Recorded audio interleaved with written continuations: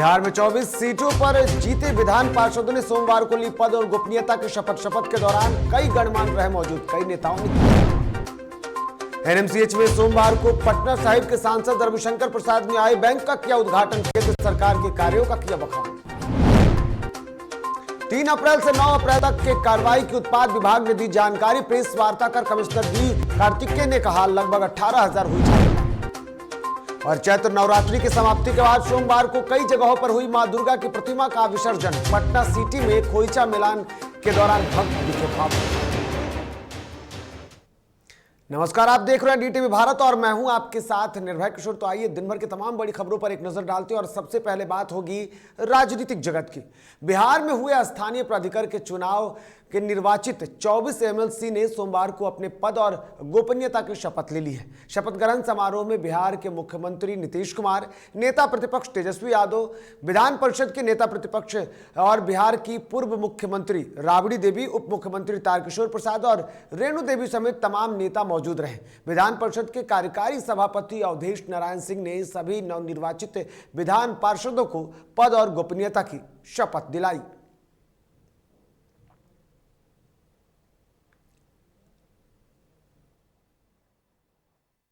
आज नवनिर्वाचित सदस्यों का शपथ ग्रहण हुआ है। सारे लोगों को सरकार की तरफ से और संसदीय कार्य विभाग की तरफ से शुभकामनाएं हैं, बधाई है। और मुझे पूरी उम्मीद है कि सारे नवनिर्वाचित प्रतिनिधिगण संसदीय कार्यों के निष्पादन में रचनात्मक सहयोग करेंगे। यही सरकार की उम्मीद है।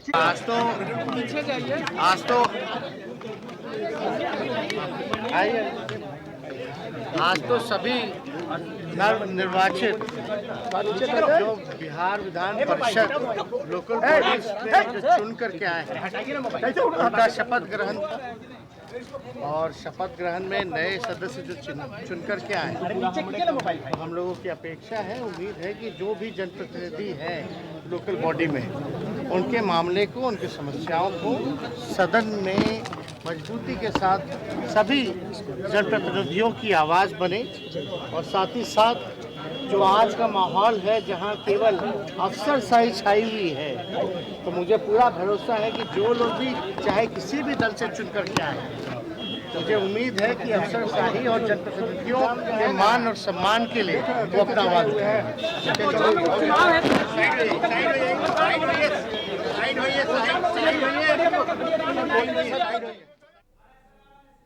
हालांकि शपथ ग्रहण के बाद जिस तरीके की तस्वीरें देखने को मिली, कई ऐसे पार्षद रहे जिसमें से कुछ निर्दलीय पार्षद भी हैं। लगभग 4 पार्षद जो हैं वो निर्दलीय हैं। इसके अलावा जनता दल यूनाइटेड और बीजेपी के गठबंधन वाले जो भी विधान पार्षद रहे वो सभी एक साथ दिखे। लेकिन निर्दलीय जो पार्षद रहे उनको लेकर के भी कई बातें सामने ये आई कि क्या ये सभी किसी दल को समर्थन करेंगे या फिर वो स्वतंत्र रहेंगे। ऐसे में कई तस्वीरों के बीच सारण से जो निर्वाचित जो सदस्य हैं उन्होंने भी कई बातें कही। आपको बता दूं कि सारण से आए सच्चिदानंद राय ने भी कई बातें कही और इसको लेकर के उन्हें कहा गया कि क्या वो बीजेपी के साथ जाएंगे। इस पर उन्होंने अपनी प्रतिक्रिया दी और प्रतिक्रिया के दौरान कहा कि बीजेपी में उनके कई साथी हैं, लेकिन फिलहाल एक सप्ताह में क्या कुछ होगा ये कहा नहीं जा सकता।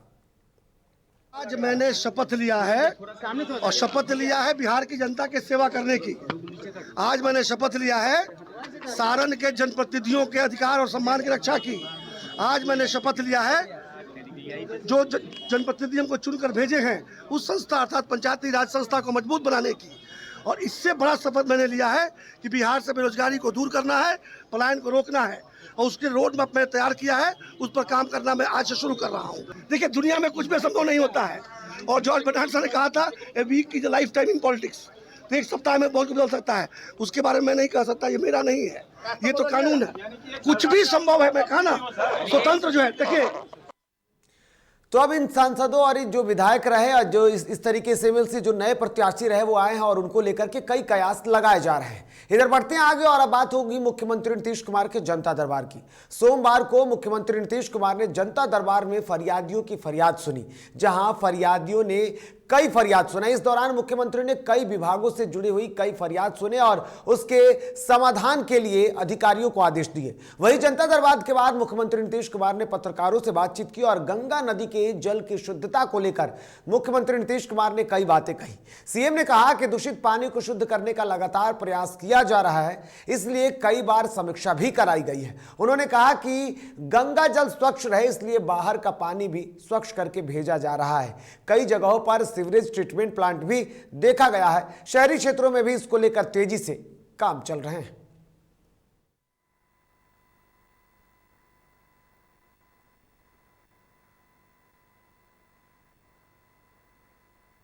अब बचपन में थे तो उस समय तो जब जाते थे नहाने के लिए हर सप्ताह, तो हम वहीं से लेकर के अपना आते थे दूध पानी पीने के लिए भी। घर में बख्तियारपुर में जो जन्म हुआ था, हम सब दिन बोलते हैं सबको। अरे भाई, तो हम लोगों का तो बचपन से देखा हुआ है ना। तो आजकल गंगा नदी के जल में खराबी तो आ ही गई है। चारों तरफ से बिना मतलब का गंदा पानी जा रहा है, तो उसके चलते अब सीधे पीने के लायक है। सुधार तो करना ही नहीं है। तो हम लोग तो चारों तरफ सभी शहरों में और सभी जगह ये कोशिश कर रहे हैं कि भाई गलत पानी गड़बड़ नहीं जाए कभी तरह से। सबको ठीक ढंग से पूरा सुधार कीजिए। तो अभी तो कुछ ही सप्ताह तो नहीं, कुछ ही महीना पहले भी पूरी की पूरी फिर हम लोगों ने समीक्षा की है विभागीय काम के लिए। फिर देखेंगे। इधर सोमवार को पटना साहिब के सांसद रविशंकर प्रसाद ने एनएमसीएच पहुंचकर आई बैंक का उद्घाटन किया।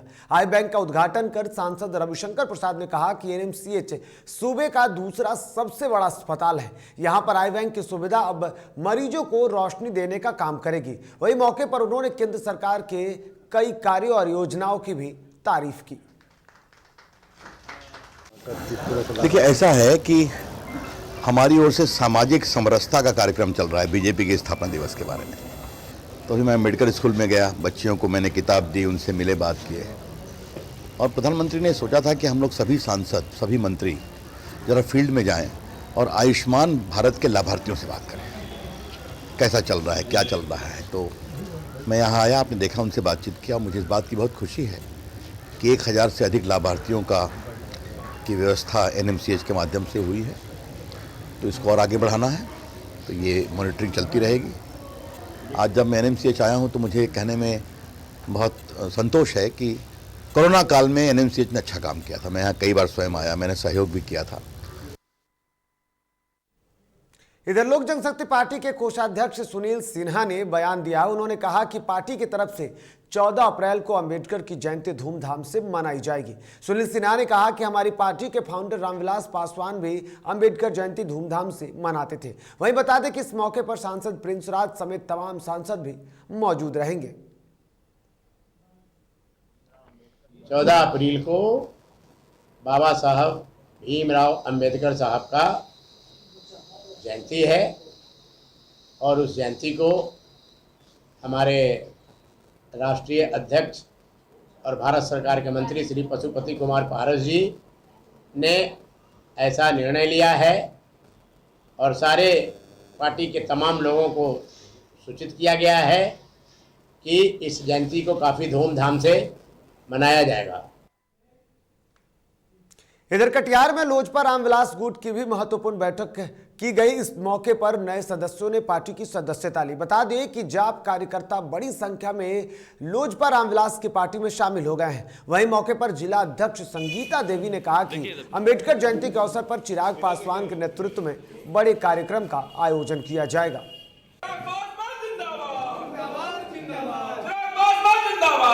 सबको ढेर सारी शुभकामनाएं हैं और बहुत खुशी की बात है कि हमारी पार्टी सब जाट पार्टी से आए हैं कुछ, और जो है कुछ नए सदस्य जो है सदस्यता ग्रहण किए हैं।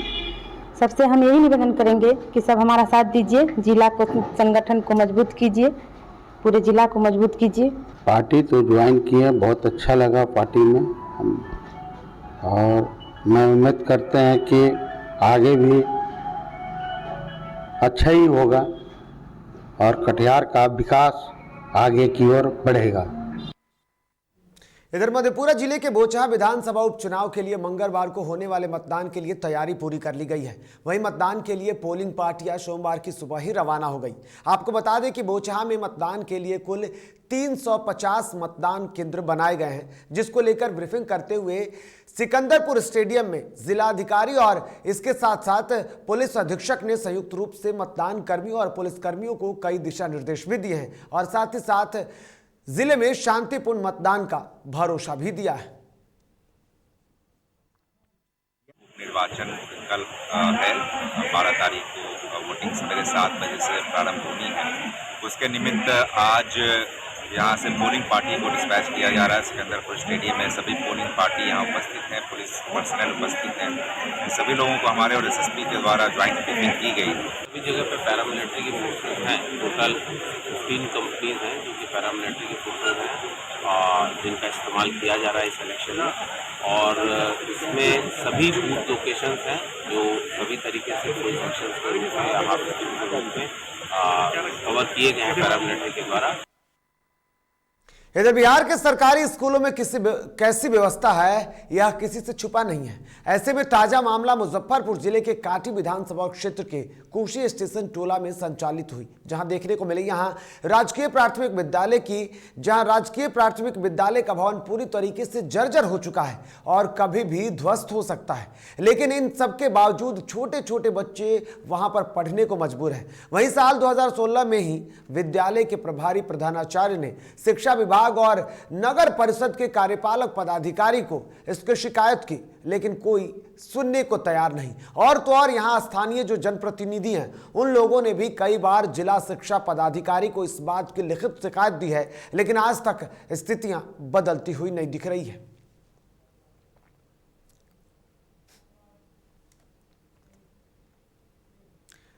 रूस और यूक्रेन के बीच पिछले 1 महीने से जंग जारी है।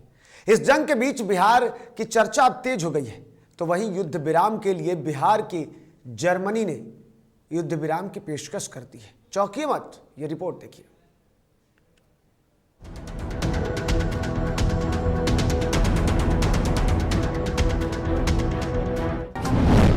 बिहार का एक ऐसा गांव जहां बसते हैं विदेशी, बिहार का एक ऐसा गांव जहां बसता है अमेरिका, जहां रोज सुबह होती है जर्मनी, जापान और अफ्रीका की चर्चा, जहां के घरों में मूलभूत व्यवस्था नहीं, वहां शक्तिशाली देशों का राज।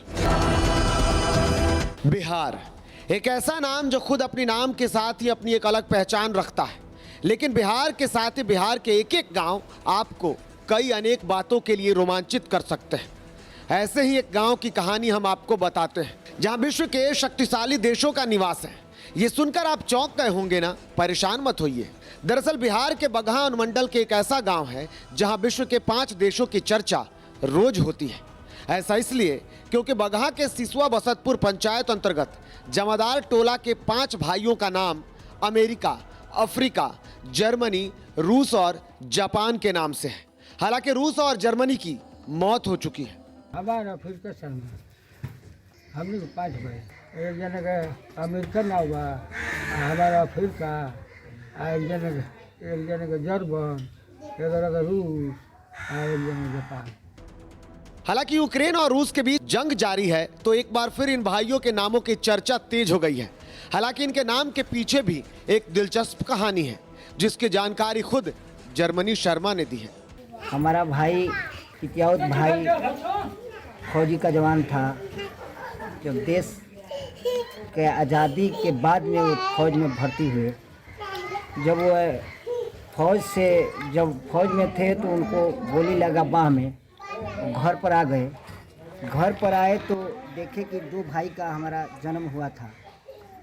तो वो बोले वो हमारे पिताजी से कि देखिए चाचा, हमारे 2 भाई हुए हैं, इनका नाम तो हम रख देते हैं अमेरिका और अफ्रीका, लेकिन और जो बच्चे होंगे तो उनका नाम ऐसे रखिएगा जर्मन, रूस, जापान।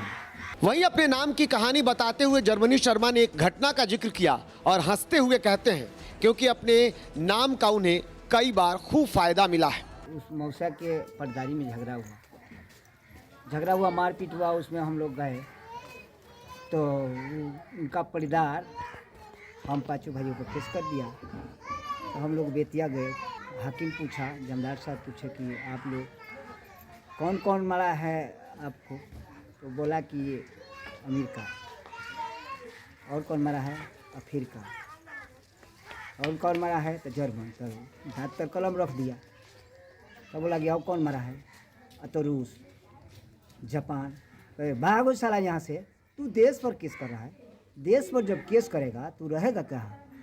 इन भाइयों की चर्चा हमेशा होती रही है। विश्व में जहां अमेरिका, जर्मनी, जापान, अफ्रीका और रूस अपनी ताकत को दिखाने के लिए कई बार लड़ते नजर आए हैं, वहीं इन भाइयों में आज तक कभी लड़ाई नहीं हुई है। पेशे से बढ़ईगिरी करने वाले ये परिवार के भाई आपस में मिलकर बड़े ही प्यार से रहते हैं, जिनमें दो भाइयों का खोने का इन्हें भी आज दर्द सताता है। हालांकि यूक्रेन और रूस के बीच जारी जंग को खत्म करने की जर्मनी ने बात कही है। थोड़ा खराब लगता है कि आपस में लड़ना झगड़ना बहुत खराब चीज़ है। मान लिए कि एक भाई को एक भाई सता दे, एक भाई को एक भाई सता दे, ये सब बात नहीं होना चाहिए आपस में। DTV भारत के लिए बगहा से अभिषेक पांडे की रिपोर्ट। इधर राजधानी पटना में निगरानी विभाग की कार्रवाई देखने को मिली, जहां जेल AIG रूपक कुमार के ठिकानों पर छापेमारी की गई। आय से अधिक संपत्ति मामले में निगरानी विभाग ने छापेमारी की, जिसमें रूपक कुमार के खिलाफ 10 अप्रैल को एक मामला दर्ज हुआ था। दरअसल रूपक कुमार के खिलाफ में सबूत मिले थे कि उन्होंने आय से अधिक संपत्ति अर्जित कर ली है, जिसके बाद शिकायत की कार्रवाई करते हुए निगरानी ने केस दर्ज किया और उसके बाद निगरानी इकाई के ADG नैयर हसनैन खान की जानकारी के साथ ही उसने जो कार्रवाई की गई है उसमें कई और कागजात भी मिले हैं, साथ ही साथ संपत्ति भी प्राप्त हुई है।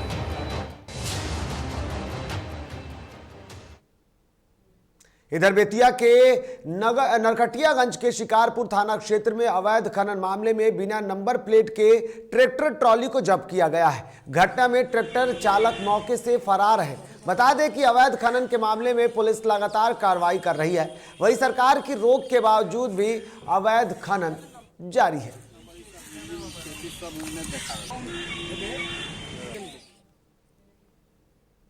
इधर सोमवार को मद्य निषेध उत्पाद एवं निबंधन विभाग के कमिश्नर D कार्तिकेय धनजी ने प्रेस वार्ता कर मद्य निषेध विभाग द्वारा 3 अप्रैल से लेकर 9 अप्रैल के बीच की गई कार्रवाई की जानकारी दी। इस दौरान उन्होंने बताया कि अवैध शराब के विरुद्ध कुल 17,948 छापेमारी की गई है, जिसमें मद्य निषेध विभाग द्वारा 5,953 और पुलिस विभाग द्वारा 11,995 छापेमारी की गई है, जिसमें कुल 1 लाख लीटर देसी शराब बरामद किया गया है। साथ ही 259 वाहन भी जब्त किए गए। इतना ही नहीं, उन्होंने ड्रोन के सहयोग से भी छापेमारी का जिक्र किया है। और 1 लाख लीटर बल्क लीटर शराब लगभग बरामद किया गया है।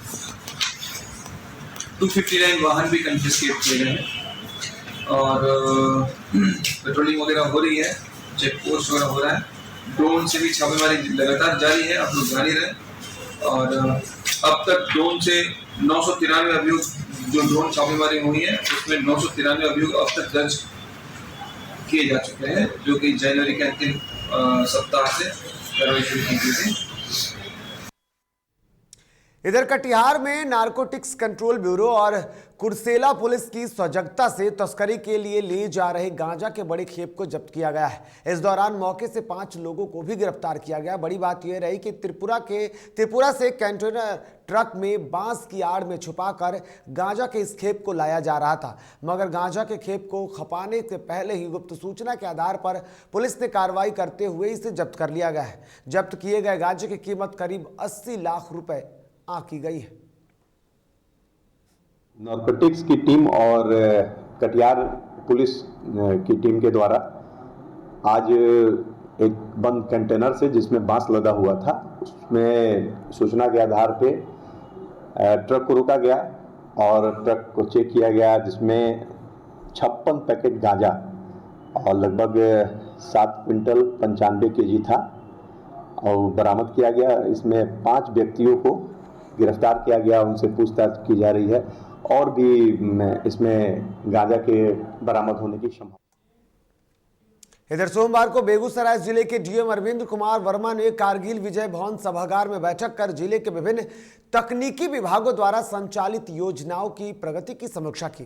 बैठक में ग्रामीण कार्य विकास, भवन निर्माण, स्थानीय क्षेत्र अभियंत्रण संगठन, लघु सिंचाई प्रमंडल, लोक स्वास्थ्य अभियंत्रण विभाग और विद्युत सहित अन्य संबंधित विभागों के कार्यों की समीक्षा की। इस दौरान उन्होंने डीपीआर तैयार करने तथा नलकूप योजना अंतर्गत खराब नलकूपों को क्रियाशील बनाए जाने हेतु आवश्यक कार्रवाई करने के दिशा निर्देश दिए हैं।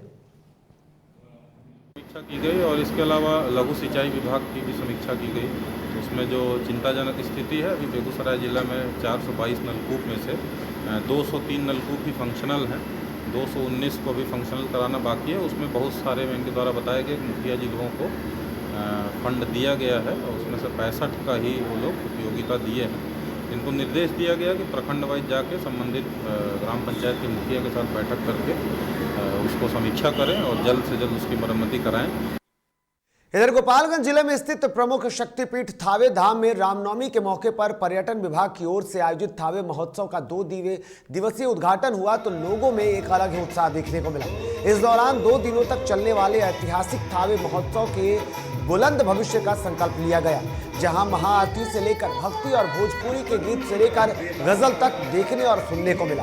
कोरोना के संक्रमण काल 2020 और 2021 को छोड़कर हर साल महोत्सव को नए अंदाज में मनाया गया, जहां कई बड़ी हस्तियों ने शिरकत की। पहले दिन कार्यक्रम में शारदा सिन्हा जैसे महान विभूतियों की प्रस्तुति के साथ ही दूसरे दिन भी कार्यक्रम ने लोगों को खूब झूमने पर मजबूर कर दिया।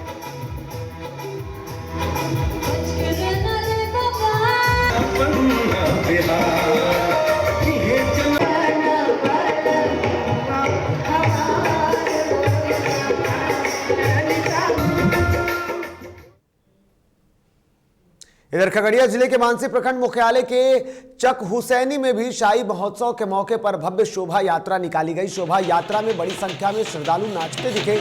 इस दौरान सारा माहौल भक्तिमय था।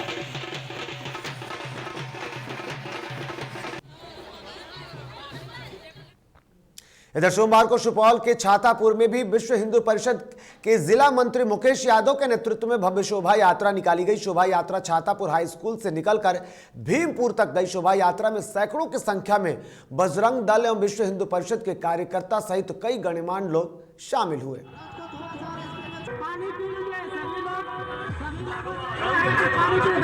प्रयास तो हमारे संयोजक और इस जुलूस में हमारे प्रतिभागी यूथ जो थे उन लोगों का दौरा किया गया। हम लोग तो इनके सहयोग में थे और बहुत ही अच्छा इन लोगों के द्वारा जुलूस का प्रदर्शन किया गया। इसमें सभी धर्म समुदाय के लोग इस जुलूस में शामिल थे, जो हम लोगों ने देखा।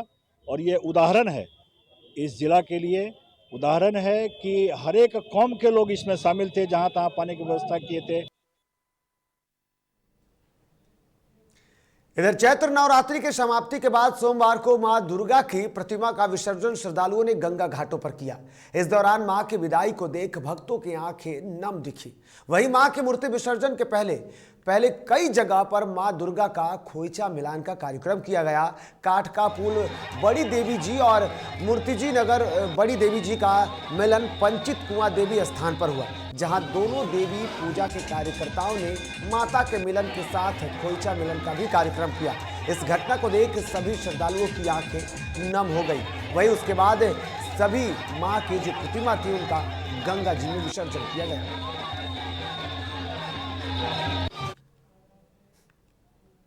इधर भागलपुर में नाथनगर सार्वजनिक पूजा समारोह समिति की देखरेख में विसर्जन घाट की सफाई करवाई जा रही है। आपको बता दें कि मंगलवार को मां दुर्गा की प्रतिमा का यहां विसर्जन किया जाएगा। इसे लेकर जिला प्रशासन की तरफ से चंपा नदी में पानी नहीं होने के कारण पुरानी सराय स्थित पोखर में विसर्जन करने के निर्देश दिए गए हैं।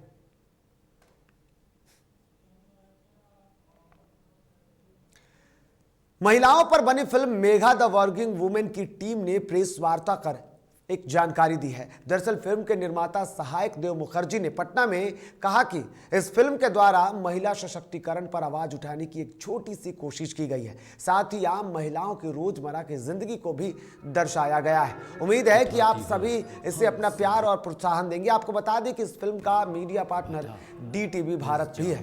तो आपको बता दूं Megha the working women film release हो गई है और इसे आप YouTube पर देख सकते हैं।